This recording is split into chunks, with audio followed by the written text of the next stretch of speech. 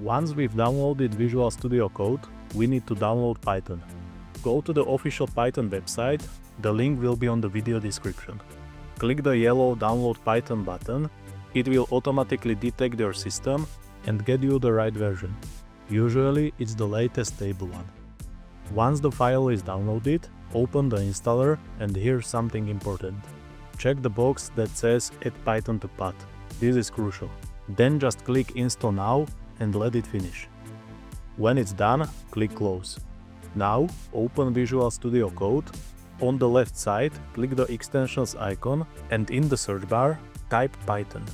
Click on the one published by Microsoft and click Install. This extension gives you all the Python features you will need, like IntelliSense, code formatting, linting, debugging and many more. Visual Studio Code now knows where your Python is and is ready to run your scripts. To make sure everything works, create a new file and save it as hello.py.